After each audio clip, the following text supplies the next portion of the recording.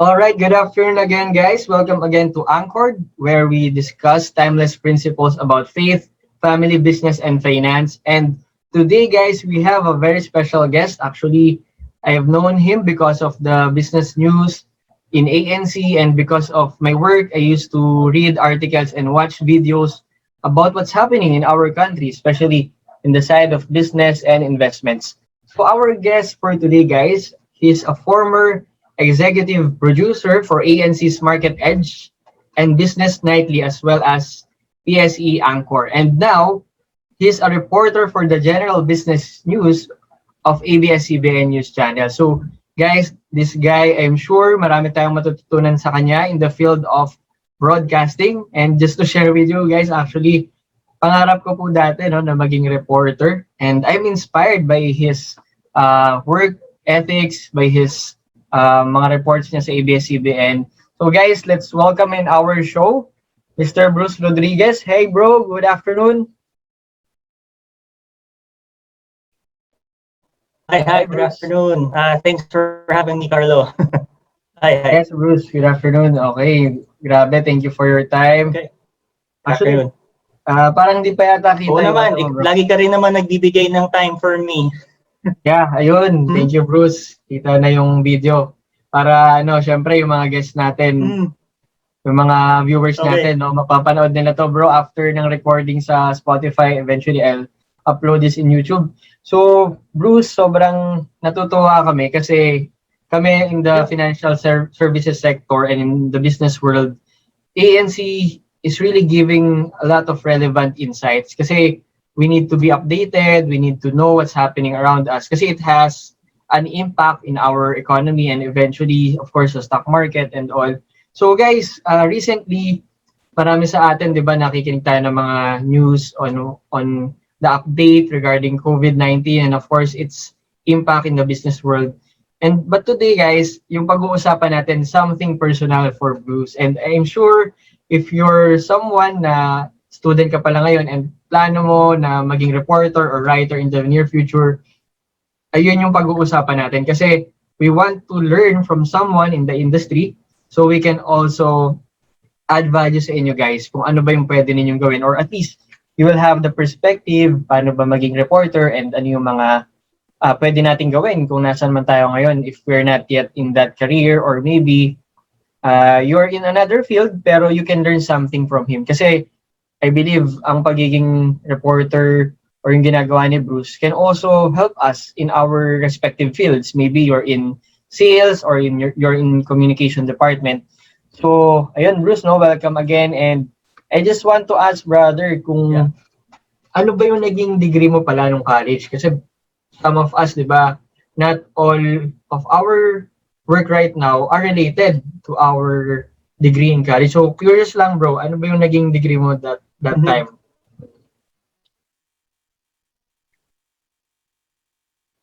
Actually, yeah, I guess siguro I'm one of the lucky few na pursue yung what he chose in college. Kasi at first, nung college ako, back in 2007, yun yung entering college ako, accountancy muna, Bachelor of Science in Accountancy. 3 years akong nag-accounting. Akala ko Yeah. maganda kasi at first, kahit pa paano, I was excelling, Dean's Lister, nagugulat ako nun kasi high school, hindi naman ako honors student eh. So, in college, nagugulat ako that I'm being one of the top students during accountancy. Tapos, Wow. na-realize ko na that wasn't the job for me eh. Kasi, parang iniisip ko nga nun, after kong the accountancy board exam is very difficult for sure. Maraming, if ever, some of the listeners might be CPAs, mahirap talaga. You really need passion, dedication.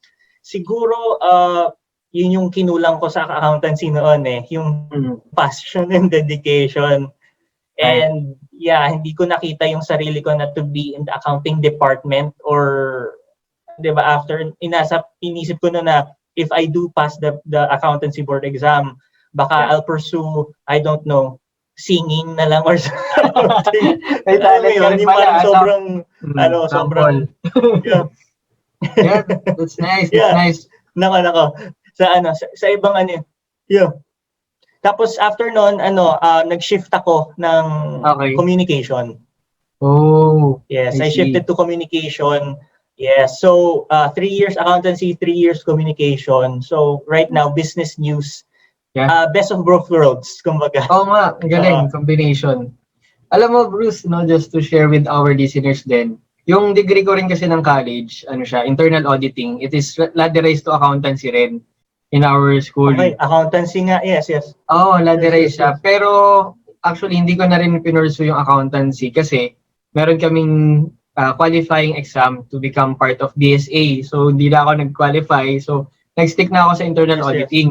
Kaya I really salute our friends na CPAs. Shout out natin si Ray, sila Kian, yan, mga kaibigan ko yan, mga CPAs yan, si Diano. So, I believe, Yeah. Bruce, talagang mahalaga sa college years natin, ma-discover din natin yung strength natin.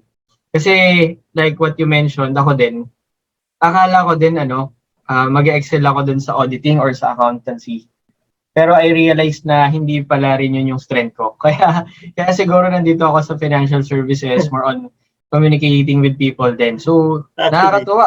Oo, nakakatuwa yung story mo kasi nag-shift. Pero for our listeners, no, ng mga college students pa lang right now, it's not a hindrance, guys, if you will realize na kailangan mo pa na mag-shift ng degree or course like what happened to Bruce. Kasi at the end of the day, when you started working then, you will learn from your first job as well. So, and at the same time, what you learned from your previous course, maybe kung nag-shift ka, is also relevant. 'Di ba? Kung ano man yung gagawin mo. And so, yung learnings doon, hindi naman sayang. So, yeah, thank you, Bruce, for sharing, no? Pero, before ka mag-communicate, ayun, na-disconnect ako. Teka, mapuputol kaya yung recording nun. Oo nga, hello? Hello, rinig mo na ako, Bruce? Oo, actually putol yun. Pero i-edit mo ba to? Oo, Hello? i-edit ko to. Yes, i-edit ko to. Yeah. Okay naman yun. Connect Sige, lang. tuloy ko na lang. Kasi ano naman, di ka naman nawala sa Zoom no? So, mare-record pa rin yung part na nawala ako. I-cut ko na lang. Yeah. Okay, sige, tuloy natin. Ito yung kagandahan pag hindi live eh. Okay, sige. Oo, actually. Yes, sundan ko yung next question ko. So, maganda, no, Bruce, nakakatuwa yung story mo kasi hindi naging hindrance yung somehow naging delayed yung pag-graduate mo. Pero ang maganda doon, nakita mo kung ano talaga yung gusto mong i-focus, which is sa communication side. Pero during that time ba, bro, naging dream mo na ba maging reporter or somehow, basta in the field of communication, not necessarily in broadcasting side? Can you share us your experience or your dream? Yeah. Yeah, actually, kasi since, I guess, high school, college, graduate, parang vague pa yung dream ko na yung goal ko. Siguro, that time, gusto ko lang talaga makatapos high school. Pero ever since high school or kahit grade school, nakikita ko naman na kahit mahihain akong tao, hindi na lang halata ngayon, kahit mahihain ako, I was really good in communicating, in writing, in speaking, public speaking, kahit minsan nervyoso ako sa ganun. Maganda palaging feedback if I do public speaking, especially in English, kasi ever since, hindi masahirap mag-Tagalog, pero mahirap lang talaga mag-speech in Tagalog kasi 'di ba yung mga kailangan mong mga salita, mga words, kakaiba. So ever since, 'di ba malalalim. So ever since talagang sabihin natin yung feedback ng mga tao sa akin is I do good public speaking in English, na parang mas gusto ko yung writing, mas gusto ko tong speaking in public, mas gusto ko tong presentation, yung mga report. Pag may mga school reports ako noon, excited ako palagi. Ang gaganda ng mga report ko palagi with matching PowerPoint. That's nice. Akala ko yung Manila paper pa, bro eh. Nung medyo mas bata pa. Manila paper pa, bro. Actually, nagsimula tayo nagsimula tayo sa Manila paper ng early high school. Tapos towards the end of high school, nagpa-PowerPoint na. Oo, pumasok na bigla yung PowerPoint. Nakakatuwa.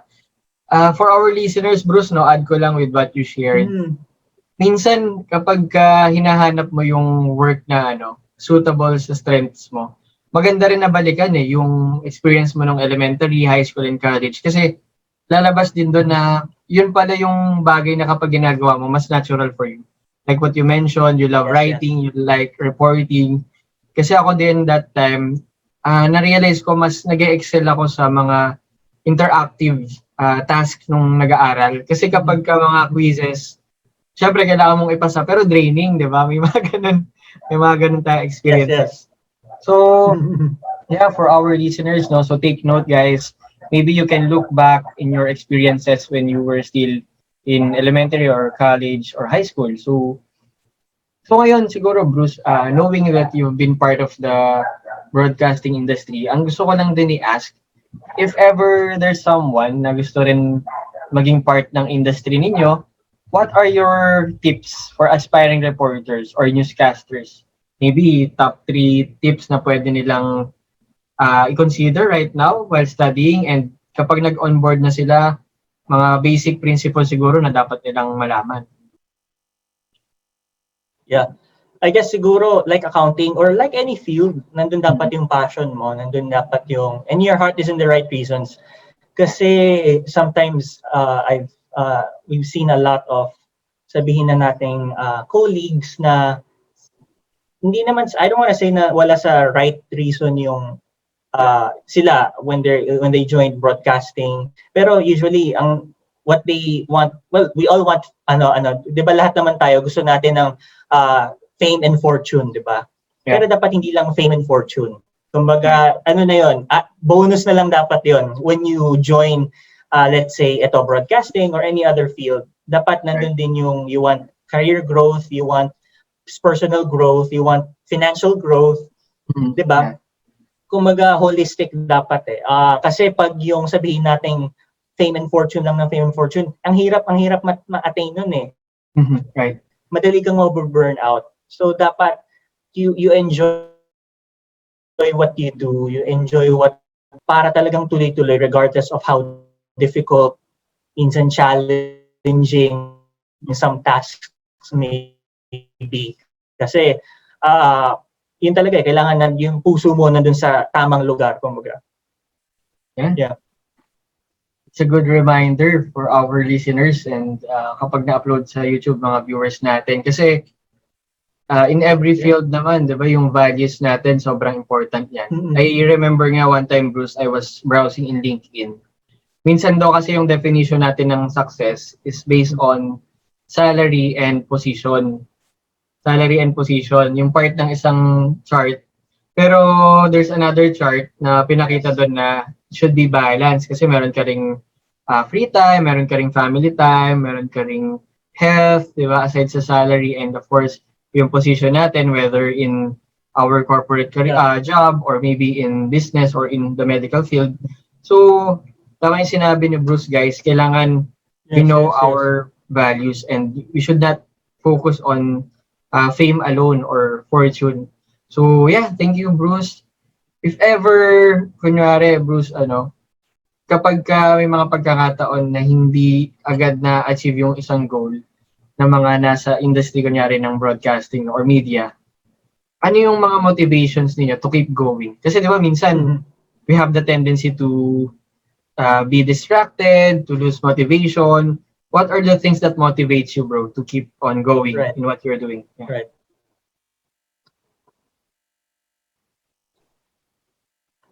Ako siguro sa sarili ko, marami na akong na-experience na ganyan ng tumultuous times, very, very challenging times sa profession ko, especially sa organization namin, very competitive then, and beyond the organization, very competitive. So marami talagang challenges, maraming, let's say, somehow, you can't win everything talaga dito sa mundo natin. But if you do sometimes feel like you're a loser or ang pathetic mo na, you shouldn't feel, siguro, at that moment, sige, hayaan mo lang. Let yourself feel that disappointment, that loss, or losing. But next few hours, you should know, you should kumbaga focus on the task at hand, focus on your goals. Ano ba talaga yung gusto mo? Kung sabihin natin, fame and fortune talaga, why are you doing that fame and fortune? Baka naman kasi you need the fortune because you want a more comfortable life for your family. Yeah. Or Ako naman, ganon, syempre I want financial stability, pero ako, goal ko rin talaga is I want to be somehow parang expert, an Right. authority sa business news. I want to be able to engage our business leaders, be Right. able to give voices dun sa mga, sabihin nating vulnerable sectors of society. Kumbaga, if I have that platform, madali kong mabibridge yung sabihin nating pangangailangan ng society sa kung anong kayang ibigay ng private sector. Kasi for me, I really believe na the private sector, ito yung may kakayanan para makatulong sa, malaki yung kakayanan nila for nation building So if we engage them more, if we give them the chance to give, di ba? If we give them the chance to help, malaki ang mararating. So ako, kahit paano, meron akong goal na pansarili, meron din akong goal na, alam mo yun, to be able to have a contribution sa society. Yeah, amazing. Ganda. Kasi sabi nga ni Simon Sinek, Bruce, di ba, we need to begin with our why. So si Bruce, after niya ma-share, di ba, meron tayong personal why, may personal reason. Pero at the end of the day, there is something bigger than ourselves, which is yun nga, no, to make a difference, to contribute in our nation building, especially at this season na we are facing a difficult challenges in our world, no, hindi lang sa Pilipinas. So sa mga listeners natin, no, siguro you need to list down also what is your why. Diba? What is your personal reason why you want to become a reporter so that you can be motivated. Kasi every time you go back to your why, kahit na may mga hurdles around, you can still move forward. So thank you for that, Bruce. And Carlo, if I may just add, I don't want to sound defeatist, pero minsan we should also know or learn how to quit. Kasi minsan, parang alam mo yun, hindi tayo ma-stuck doon sa cycle of trying to chase that goal. Yung pala, in the first place, yung goal na yun ay hindi talaga para sa atin. So, faith is also a good, it's a big help. Kung hindi mo kayang, let's say, hindi ka naman religious, kahit hindi ka magdasal sa Lord, sa sarili mo, introspect. 'Di ba? Reflect kung ito pa ba para sa iyo, what are the other ways for you to really achieve your goal. So, para hindi tayo mas sa kung ano yung 'di ba, kung yung sa failure, yung pala kasi hindi para talaga sa iyo. So, sometimes you also should learn how to quit. Pero so far sa personally okay pa naman, kayang-kaya pa. On track pa rin tayo sa goal. Yeah, I agree with what Bruce mentioned. Kasi may mga pagkakataon na we need to pivot, di ba? We need to change course, di ba? Sometimes there are redirections. So it doesn't mean na... term. Yes. Oo. Kasi ako rin, Bruce, no, may season din ako na gano'n. Maybe for our listeners. Sometimes kasi sa atin mga millennials, kung gusto nating ma-achieve yung success in our own definition, feeling natin kailangan smooth sailing lahat, di ba? Yung parang sunod-sunod na magaganda yung mangyayari. But there are situations kasi na may detours, di ba? May mga unforeseen events, like what you've mentioned. Maybe we need to change our course, di ba? Pero at the end of the day, babalik pa rin dun sa natin, big why natin. Kung mag-iba man ng platform, okay lang din, pero magiging part siya ng bigger picture. So, grabe, malaban tong usapan natin yan, Bruce. So, if you are enjoying, guys, our discussion, please feel free to share this link to your friends and loved ones.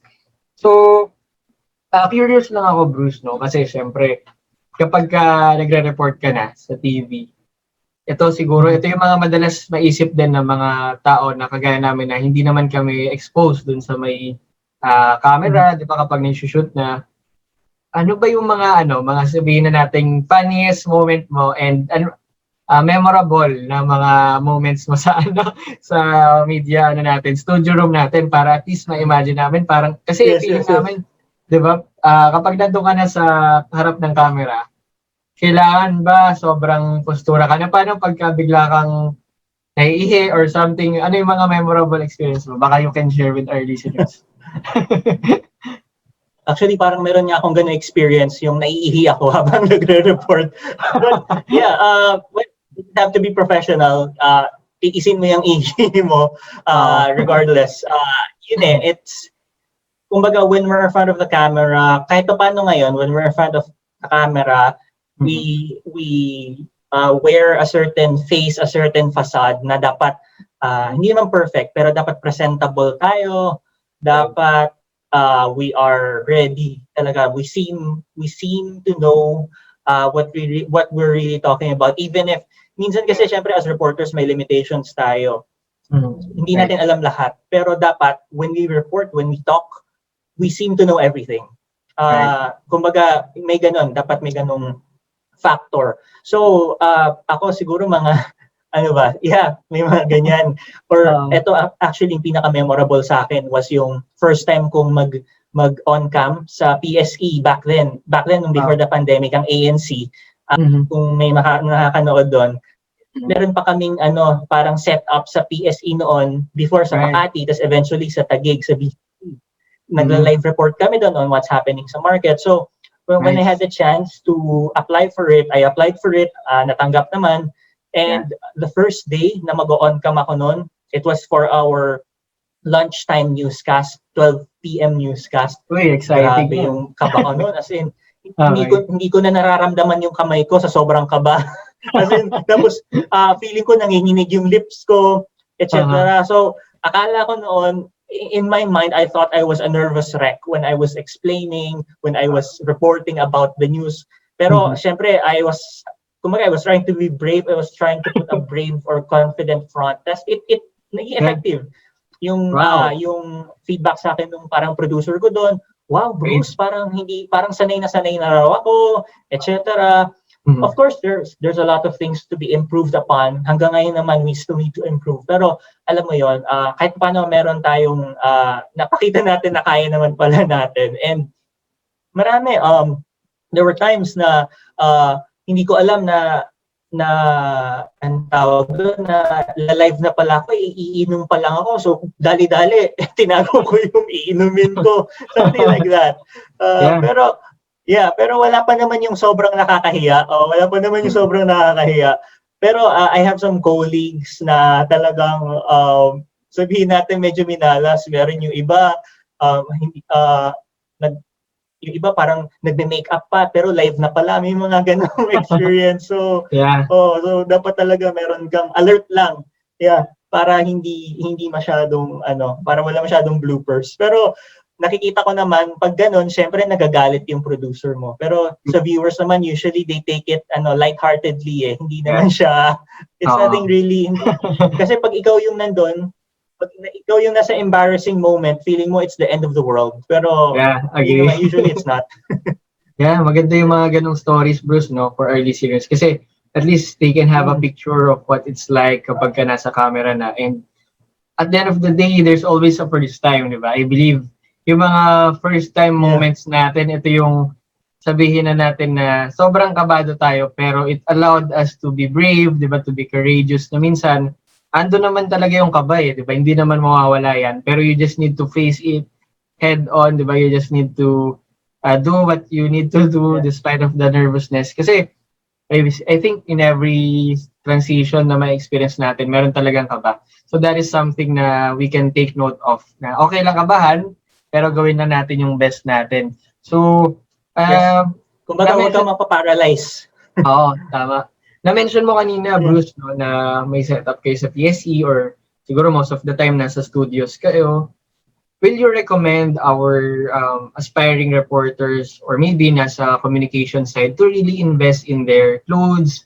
Ano yung mga tips mo kung sabihin na natin may budget na, or paano kapag nagsisimula pa lang? Kasi, di ba, minsan naman, like ako, naalala ko nung pag-graduate ko, syempre nasa corporate world din, gusto ko naman maging presentable pero hindi pa ganun kalaking budget. Could you have some tips, di ba? Syempre, ito mga practical tips na pwede natin gamitin, di ba? Especially right now.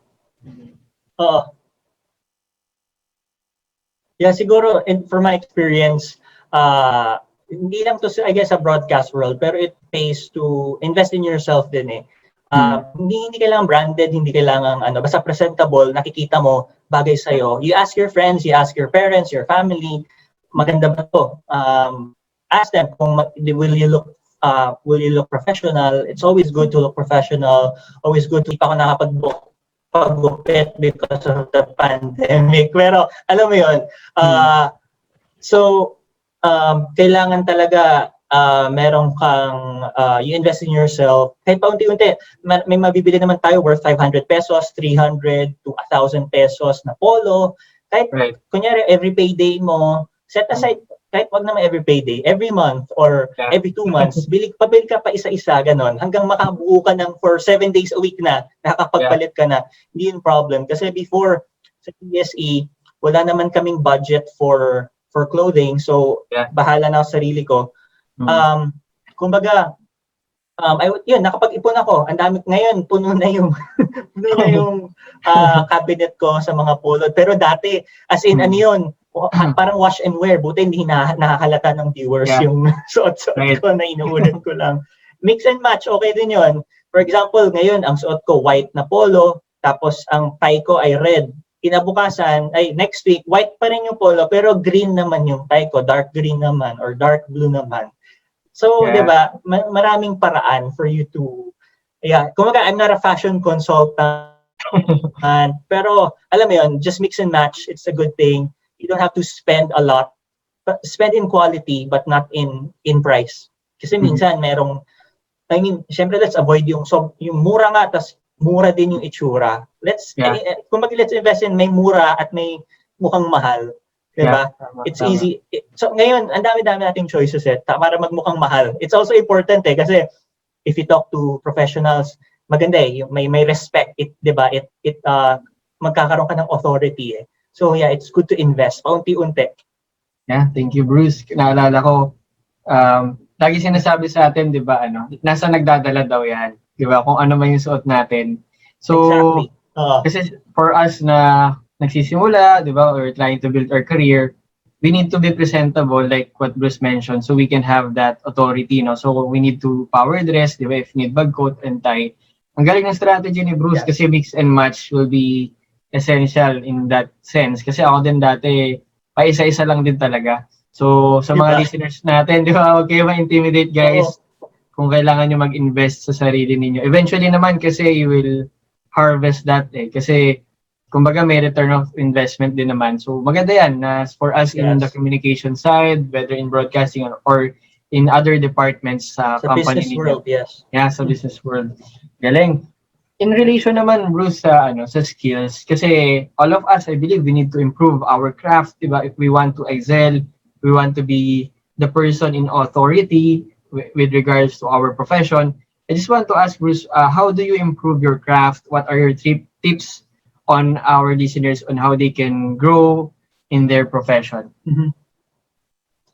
Ako, for me, talagang it's just do it and do it and do it and do it and do it all over again and again and again and again hanggang masanay ka until you improve. Kasi, well, of course, it's also good to benchmark yourself. Read other people's story, watch other people's stories. Kasi pag doon nakikita mo, ay, eto ang ganda nito, gayahin natin. It's okay to be a copycat. Hanggang sa ma-build mo yung sarili mong style, the way you tell your stories, hanggang ma-build mo yun. But it's good to have, sabihin natin, role models.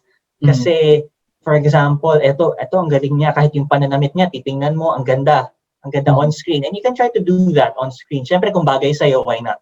So, yun, just do it, keep on doing it Yun ang talagang importante. Pero syempre, ang sinasabi nga nila, di ba sinabi nila, practice makes perfect, but if you keep on practicing the mistakes, masama naman yun. Perfect mistake na yun. So, while you are practicing, while you're doing it again, make sure meron ka ring, sabihin natin a sort of a mentor, kung di man mentor, or your colleague who can check your work, who can give constructive feedback. Na kahit pag sabihin natin nagsulat ka ng isang storya, pagdating mo, hindi na yun yung sinulat mo kasi pinalitan na ng buo ng editor mo. Don't feel bad about it. Yeah, feel bad, be disappointed, pero use that disappointment to improve yourself. That's nice. Yun lang naman. Galing. Maganda yung sinabi ni Bruce, to find a mentor, to find a colleague who can give feedback. Kasi at the end of the day, the greatest room is room for improvement, sabi nga nila, di ba? Of So we course, need to yes. keep on improving. And I love what Bruce mentioned, to really practice a lot. Kasi meron tayong tinatawag na muscle memory. Naalala ko, Bruce, no, in relation with what you Yes. said. Nagda-drums kasi ako. So, shout out ko lang Mhm. yung mentor ko sa drums, no, si Timothy Abaya. And marami nagturo sa akin, Yeah. sila Joel. Nung nagsisimula ako, sobrang plain lang talaga. Pero because of the practice na-expose ako, because of the consistent time na ginagawa ko yun, nag improve it. So the same thing with broadcasting, guys. If you want to write as well, Yes. keep on writing, keep on reading, keep on studying. Kasi at the end of the day, yung mga ginagawa natin, nagkakaroon tayo ng mastery. And eventually kasi, like si Bruce, di ba, magtuturo ka na rin ng mas younger sa'yo, di ba, kung ano mang field yun. Mhm. So, yeah, thank you, Bruce, for sharing, no, your insights. And siguro as we wrap up, may final ano lang ako, question. Then if you can share Yeah. some kumbaga thoughts to our listeners, what can you advise with what's happening in the social media? Kasi I believe um yung news somehow related din siya sa ngayon social media, kasi 'di ba ang bilis mag-trending ng mga bagay-bagay. Can you give us wisdom at the same time kung paano ba tayo dapat mag-respond as responsible citizens, 'di ba? If there's a hot topic, meron ba kayong mga advice sa ating listeners kung ano yung at least parameters, 'di ba, how to respond para lang din guided tayo, kasi sabi nga we need to be wise in posting in social media, kasi nga we don't know Mhm. if ano yung magte-trending or Right. not, or kung may trending topic, paano ba natin siya i-handle. So yun, very to bro, no? Oh yeah. Siguro very very relevant with what's happening around us. Yeah. Yeah.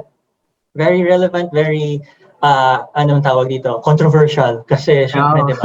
Ngayon yeah. pakalat-kalat na talaga ang fake news. Yeah, Fake right. news. So basically pag ganyan, all I can I guess advise sa sa netizens or sa mga social media users na believe us, believe mainstream media. Mm-hmm. Yeah. Marami mang I mean, take it from one who works there. Kasi Yeah. kami pag hindi totoo, pag mali or pag may kinikilingan yung mga sinusulat namin, pinapagalitan kami. We might lose our jobs. Right. Yeah, so it's not that easy to report on a lie, or kung meron kaming biased reporting, kung gusto namin ilagay yung bias namin doon, mahirap kasi chine-check yan ng iba naming. Kung gusto namin maging bias, dapat yung buong organization bias. Wala namang ganun. That's not possible. Hindi kami, kumbaga, hindi kami mafia, hindi kami organized criminal organization to do that. So, yung mga lagi sinasabing biased or fake news nangyari, ang hirap maging fake in real media. Responsible with what you post, on how you comment. Meron ka bang, meron tayong freedom of speech, that's good, we respect that. Pero you should also, in exercising that freedom of speech, you should also exercise others' rights to not be harassed, others' rights to not be disturbed, di ba? Not be misinformed. Kumbaga, when we post something on social media, it should be responsible, should be truthful, accurate. Kumbaga, lahat tayo in the age of social media, in a way, we're all parang somehow broadcasters tayo eh. Kasi we have that platform to broadcast, di ba? I mean, we may not have the same editorial standards, but all of us somehow are broadcasters because of social media. And we should, with that power, yun nga, tried and tested line, I mean, very tired line, great power comes with great responsibility. Yeah. Diba? So, ganon, we have to be responsible when we post on social media. Kung meron tayong narinig or nabasa and na-excite tayo, before we get excited, look at other sources, ask other people, look at kung hindi ka pa rin naniniwala sa mainstream media, look at the official, sabihin natin mga academic websites, government websites, mga or foreign media. Malalaki yan, maraming diba, tingnan mo doon kung ano ba talaga yung factual, diba? Kasi ang hirap ngayon, it's really hard if we follow all these etong mga sasabi nating fake news, masalo na ngayon. Kasi if these fake news, they can destroy a country. Nako, they can really destroy a country. They can destroy democracy. We've seen that happening everywhere in the world. I don't want to say it's happening here, but it's for our listeners or viewers to decide. Yeah, magandang reminder yan, Bruce, no? Kasi syempre, doon papasok yung ano natin, yung due diligence, di ba? If we are already, sabihin natin, in the working class, di ba? Nagtatrabaho na tayo, or if you're still a student, then syempre, it will allow us to be aware na we need to, to be responsible as citizen of this country. Sabi nga natin, di ba? We want to advocate nation building, and lahat tayo doon, parte, di ba? We cannot rely on a single institution alone to build our country. Kaya maganda yung sinabi ni Bruce kasi we need to be aware din na, of course, in the netizen, with our netizens, in the media practitioners, kumbaga we need to work with one another, we need to help one another so that we can achieve that common goal, which is syempre gusto natin ng progress for our country. So sobrang daming lessons, no, Bruce, sobrang ako personally parang nare-refresh din ako every time I speak with our guest dito sa podcast. So, ayan Bruce, siguro kapag may mga questions yung listeners namin, how can they keep in touch with you? Ano yung mga shows na dapat nilang abangan sa ANC or sa ABS-CBN? Ano yung mga pwede nyong i-share right now with our listeners? Well, before the pandemic, they can see me pinch hitting or nagiging substitute anchor for various ANC newscasts. Pero ngayong work from home, medyo pause muna sa ganon. Pero you can still read my articles online sa news.abs-cbn.com. ANC and sometimes TV Patrol also carries my stories. So tune in lang especially sa ANC, if you want to know more about the economy, about business, even politics, impact of politics here in the Philippines. ANC talaga, and of course TV Patrol. Now, as for if you want to connect with me personally, I have my Twitter account, at Bruce T. Rodriguez. Basically, that's just my full name. Madali namang yun. Or sa Facebook, I don't have a Facebook page yet, pero I have my personal Facebook. They can send in a message if they want.